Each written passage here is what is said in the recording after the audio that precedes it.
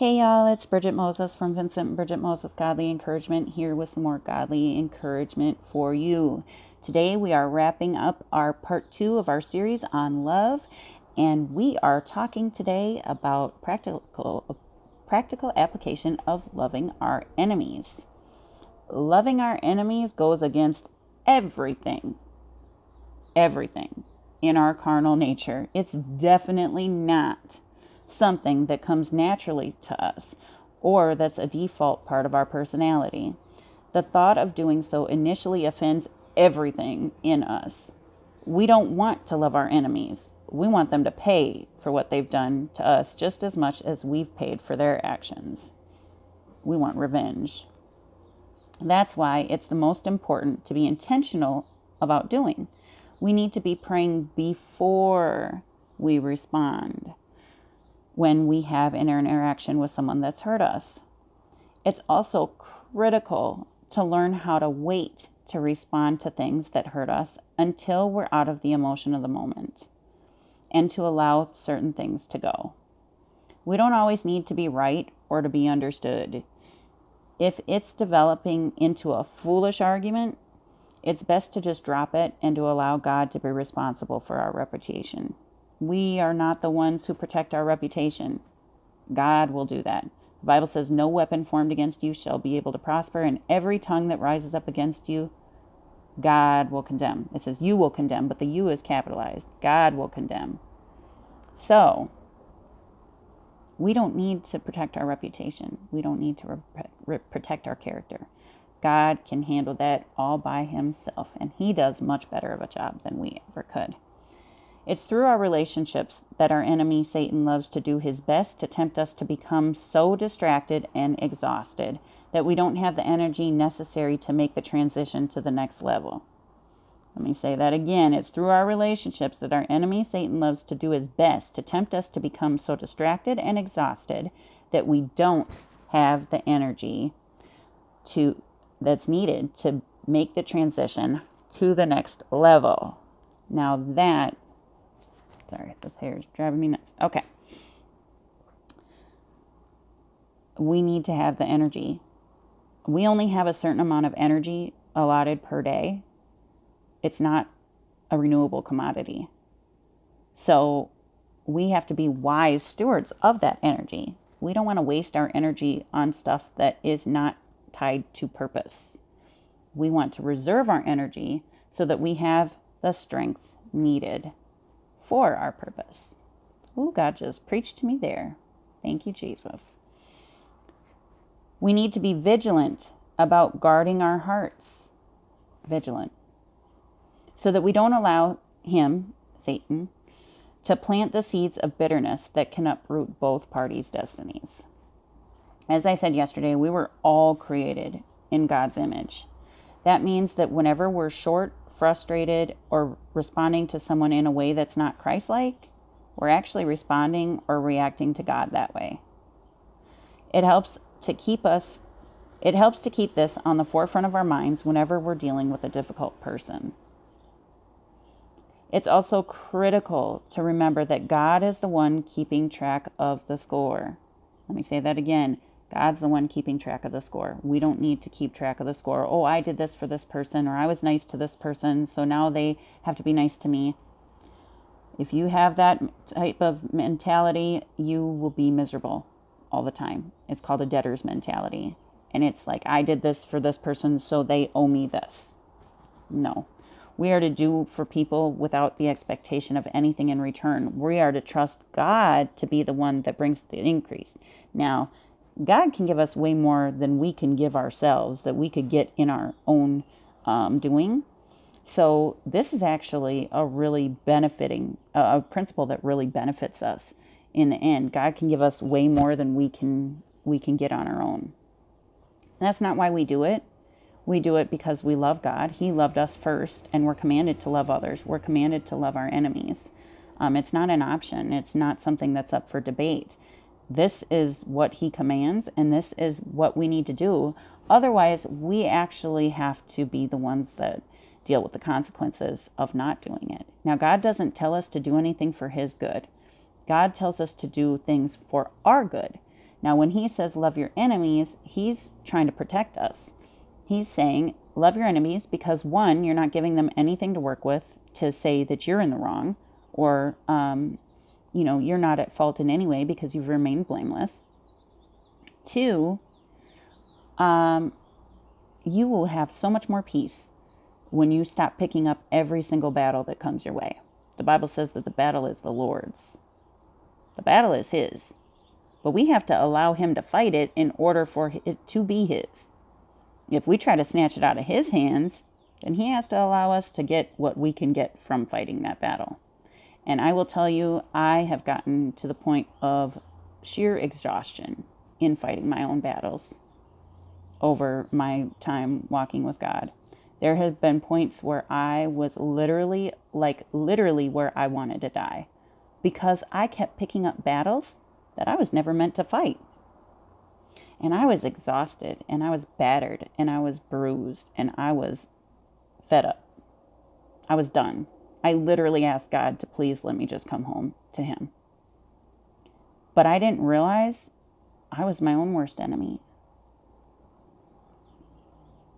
I was keeping God from fighting those battles for me. So I couldn't get what he could do. I was stuck with only getting what I could get. And let me tell you, I got a straight up stinky, hot, foul, funky mess. My relationship suffered. I suffered. My health suffered. I was physically ill because I kept on picking up things that I had no business picking up. I kept on trying to fight battles that I had no business fighting. And in the big picture of things, those battles were nothing. I suffered from the spirit of pettiness. Petty. Being petty is focusing on nitpicking on little things that really, in the broad sense of things, especially in an eternal sense, they're nothing. And picking up those battles and, getting all in your feelings over little stuff. I was perpetually offended at everything. When I gave my life to Jesus, I was offended at everything, literally. Like, there was always something wrong with me. There's always something that somebody did that pissed me off. There was always something that I was dissatisfied with. I lived in a perpetual state of offense. And guess who suffered the most? I did. So did my relationships. You can't have any healthy relationships when you're always offended at something and always negative and always just angry and always disappointed and always dissatisfied. You're not going to have healthy relationships. And when you're like that, you need everybody to fix you all the time. You need everybody to, it's okay. It's all going to be okay, And we don't realize it as we're in it, but we've learned to develop that perpetual state of offense because it gets us attention, because it gets people to feel sorry for us, because it gets people to pity us. Do you want pity or you want power? That's what God asked me. He said, you want pity or you want power? You can't have both. You want people to feel sorry for you? Or do you want to walk above that and have no reason for anybody to feel sorry for you and help other people? Because you can't have it both ways. You got to let go of one of them. And it was tough. It really was tough for me. But I chose to let go of the pity. And yes, I still pick up my battles sometimes and try to fight them on my own till I realize I'm doing it, and then I'm like, nope, you got to go. Because I'm not going to, I've been there, done that. Got the t-shirt, got the whole travel set. Nope. Bye. I'm not going there again. And then you know what? Even if I didn't start it, I go and apologize for what I did do. Whether I started it or not.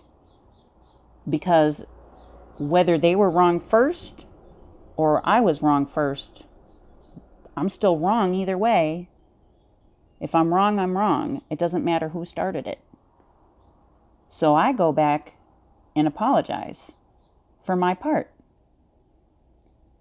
And I don't say, well, you did this, and so I'm apologizing for saying this because you said this. That's not an apology. That's not an apology.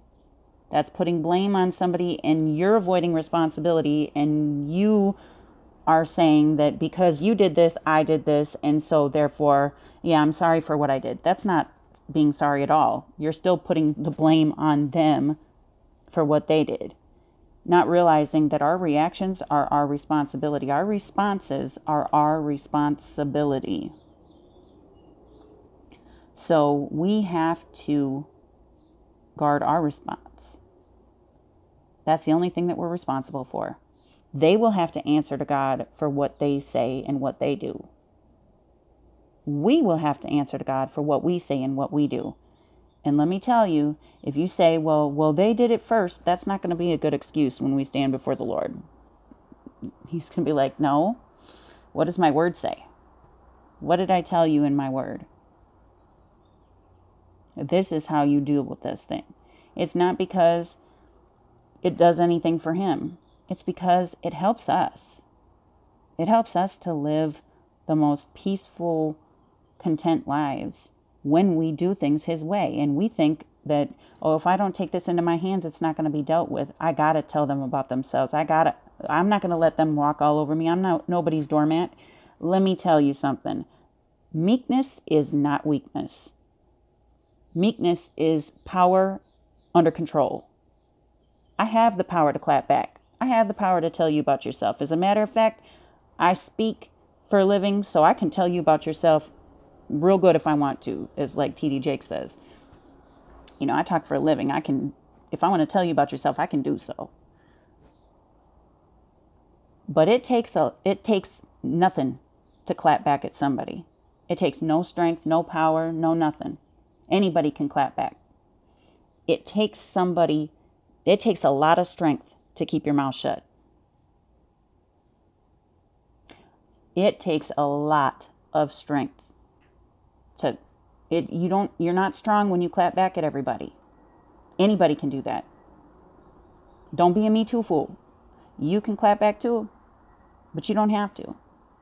You don't have to. It takes a lot more strength to keep your mouth shut.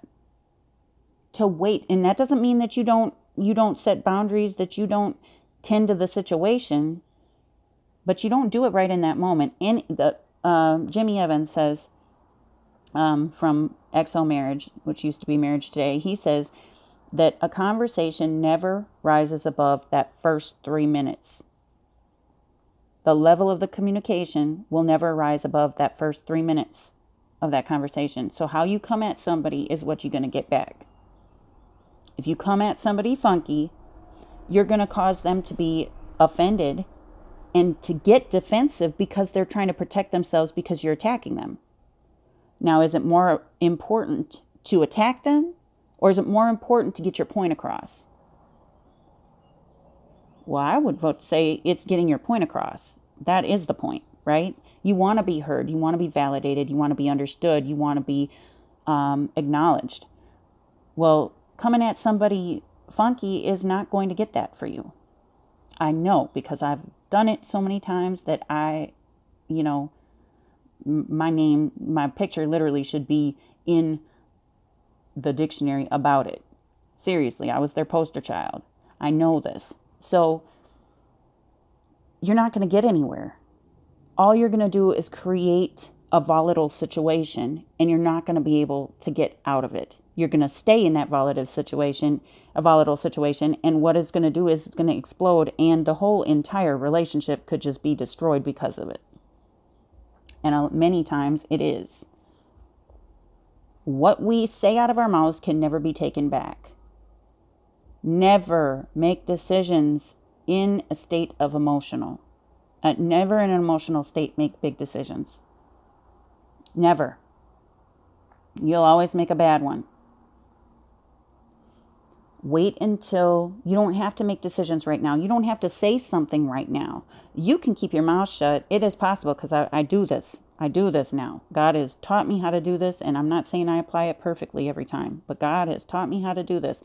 We keep our mouth shut, and then outside of the emotion of the moment, come back to it and say, hey, when you said this, this is how I took it. You don't put it, well, you said this and you made me feel stupid, or no, you don't do that. Because nobody else is responsible for the way we feel. What we feel is on us. How we respond, how we choose to respond. And yes, it is a choice. You may feel like it's not a choice because you've allowed yourself to get so rooted in the emotions and your feelings that you are just react. You just react right away. So it doesn't feel like you have a choice. But I promise you, you have a choice. It's a decision. You go to them and you say, hey, this is how I interpreted what you said yesterday. Is that how you meant it? And they will be like, yes or no. And most of the time, it's a no. Most of the time, I found that our interpretation is what is lacking. Because we're interpreting life through a lens of trauma. We're interpreting life through the lens of our past experiences. We're interpreting life through broken, shady, dusty, foggy lenses. And our brain will literally throw up red flags about a situation, and we'll feel like we're in that old traumatic situation that we've been through. But the new situation has nothing to do with it, and their heart behind it has nothing to do with it. But all those emotions are coming back because our brain doesn't want to go through the trauma again, so it's throwing up anything that comes close to hitting that trauma or looking like that trauma. Your brain will throw up a red flag, and then you're back in that trauma emotionally and psychologically, and so you start, reacting. But like I said, I'm going to use this example over and over again, so get used to it. I was in Walmart, and this woman, at the time I was pushing my walker at the time, and this woman was coming straight at me with a basket. And she looked like she was mean mugging me. She looked like she was looking me directly in the face. She looked like it was personal. And she was barreling at me like at a good speed with this cart. And she was about to hit me. And I'm disabled. I'm on a walker. And she's coming right at me. And I'm thinking, I've never seen this woman before. What did I do to her? How could I have done anything to her? Did I cut her off in the parking lot? What did we do? What did I do? And then I started getting, like, she kept on coming at me with this basket and mean mugging. It looked like she was looking directly at me. And then I started getting in my feelings. And I'm like, she wants a problem. There's going to be a problem. How are you going to come at somebody who's on a walker with a basket? Never seen you in my life. There's going to be a problem if you want to say something to me. And she got literally not even 3 inches from hitting my walker and running straight into me. And she snapped out of her thoughts and realized she was about to hit me. And she said, oh my gosh, I am so, so sorry. It had nothing to do with me. This woman had gone through something or was thinking about something that had nothing to do with me. And it was all about her. It had nothing to do with me. And I'm about to get into a fight in the middle of Walmart and start snapping at this lady for coming at me with this basket when she didn't even see me there to begin with, because she was so engrossed in her own thoughts that she didn't even see the person standing before her. Now, how many times do we do the same thing to other people? Or how many times does that happen to us? And we decide we're going to clap back instead of getting understanding first. When we were they didn't have any ought against us whatsoever. It had nothing to do with us. It had something to do with their day, how there was something going on in their life. And we take it upon ourselves to get upset. And then we react. That's why it said, I'm paraphrasing, a wise man keeps his mouth shut. It says a fool vaunts his anger. A wise man keeps his mouth shut. That is important. That's why it says it's important to Tame your tongue. It's critical because we don't always understand what is going on behind that situation. And we only make a bad situation worse when we start responding the way that we are being talked to. Now, yes, put boundaries into place. Yes, lovingly enforce boundaries. Don't allow people to walk all over you, but you can do so in a loving way to where you are not creating a messier situation. You're not throwing gasoline on an already kindling fire. If you don't throw any fuel on the fire that they're spitting out their mouth, that fire will die off. It'll go out. If you refuse to engage in that, you will not give it any fuel to continue. If you have to, there's been times where I've had to literally put my hand over my own mouth.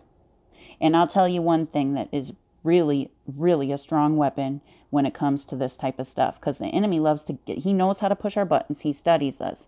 Satan studies us. He knows how to push our buttons. He knows what to get somebody to say in order to get under our skin. So you know what you can do? You can start praising and worshiping right when somebody starts to try and start an argument with you. It is the most wonderful thing because it confuses the enemy. The enemy is not the person that is talking to you. The enemy is the person that is talking through that person and is behind that person. You got to know the difference. You got to know the difference. So when you just praise God and start praising and worshiping instead of getting entangled up in that mess, you are walking on a higher level, and you just keep on praising, or you pray in the Spirit. You do what you got to do. You pray, worship, pray in the Spirit. You can do all those things, and you are not giving any fuel to that flame. And you minimize the damage that way. And you allow God to deal with that person. You go and pray right away and say, God, let them realize that they were out of pocket for talking to me like that. Let this person realize what they have done. And Father, I forgive them because I'm choosing to believe the best about that person, that they were just going through something that was difficult for them, and I was unfortunately to be the one on the receiving end. But God, thank you for allowing me, thank you in this, not for it, but thank you in it, that one, you're allowing me to get my character to get stronger by not responding. Two, number one, actually, that's number two. Two is you're allowing me to be Christ-like in my response, and I'm being like you. Two, you're allowing me to get stronger. Three, you're making it possible for that person to repent of their actions and not continue to still function in the way that they're functioning, because when you don't give them any fuel for their any ammo to use against you, they have to know that they're the ones that are wrong. Then they have to take a look at themselves. But if you go ahead and respond like they do, then they're vindicated in their minds. They're like, see, they were wrong. They're the ones at fault. I'm a victim. And you can't allow them to continue to get fire for their funk. It's not going to help you. So in the long run, it actually helps you more to take that little hit. Take that little hit of them, spewing their vomit on you. Just take it for a second. Give it to God. Walk away. Revisit the situation again when you're outside of the emotion of the moment, but keep the focus on you and your interpretation of it, because our interpretation is not always correct. Our interpretation is not always correct. After that incident in Walmart, I started asking people, is this what you meant by this? And 85% of the time I was wrong about what I felt that they were intending. 85%. That's astronomical. I was only right 15% of the time about their intentions. That, and if that, I think it's way less than that even.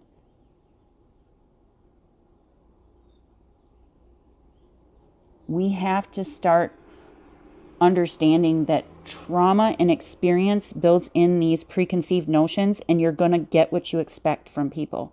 You cannot get anything from a person on a level higher than what you expect from them. Your brain, our brains, build the evidence. When somebody is guilty before proven innocent, our brain will build the evidence to prove their guilt, even if they're innocent, if that makes sense. I'm telling you, this has been one of the most important things that God has shown me. And it has totally changed my life. Totally changed it. Helped my relationships. Is it easy? No, I will tell you right now, it is not easy. But you know what? It's a lot easier than having a bigger mess to deal with. A lot easier. It's a lot easier than dealing with divorce or estrangement from your family or whatever that you have to deal with, friendships going, to die because you want to vindicate yourself. And when we do so, aren't we trying to be God? If God said the battle is his and we're taking it on our own to do it, aren't we trying to be God? We're trying to take the place of God. We've become judge and jury, and we want them to pay for what they've done. So therefore, we're saying that, no, God, you're not going to do a good enough job with this situation. So therefore, I need to take it into my own hands and be judge and jury and vindicator and get this for myself. God can do so much better than we can. So much better. And a lot faster. A lot faster. If we relinquish control, if we trust God, we will have no problem loving our enemies. It's a process of getting there. And that process is not without pain, but it's with a lot less pain than doing things our own way. I promise that. God's word promises that. God knows how we best function. We just have to trust him to do it his way. So it's critical to remember that God is the one keeping track of the score. When we love others, especially when they're being unlovable, especially then, and trust God with vindicating us, we will have a lot more energy and space for the good things that God has for us. And we will have the fuel needed to run the marathon of a race that we have in his calling for our lives. Our scriptures today will all be in the description box below. I'm going to read them quickly because, once again, Holy Spirit had his way, so I went a little longer. Luke 6:27 through 36, New King James Version. But I say to you, those who hear. I say to you who hear. But I say to you who hear. Let me start over. Love your enemies. Do good to those who hate you. Bless those who curse you. And pray for those who spitefully use you. That's the template of what we're to do. To him who strikes you on the one cheek, offer the other also. And from him who takes away your cloak, do not withhold your tunic either. Give to everyone who asks of you. And from him who takes away your goods, do not ask them back. And just as you want men to do to you, you also do to them likewise. But if you love those who love you, what credit is that to you? For even sinners love those who love them. And if you do good to those who do good to you, what credit is that to you? For even sinners do the same. And if you lend to those from whom you hope to receive back, what credit is that to you? For even sinners lend to sinners to receive as much back. But love your enemies, do good, and lend, hoping for nothing in return. Do good and lend, hoping for nothing in return, trusting God with the return on that investment. And your reward will be great. Not minimal. Your reward won't be even keel to what you put in. Your reward will be great. And you will be sons of the Most High. Not just a child of the Most High, a son of the Most High. For he is kind, God is kind to the unthankful and evil. Therefore be merciful, just as your Father also is merciful.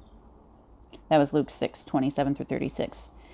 Galatians 5:13 in the New King James Version says, "For you, brethren, have been called to liberty, only do not use liberty as an opportunity for the flesh." For you, brethren, have been called to liberty, only do not use liberty as an opportunity for the flesh, but through love serve one another. If we're all serving one another, everyone would get served.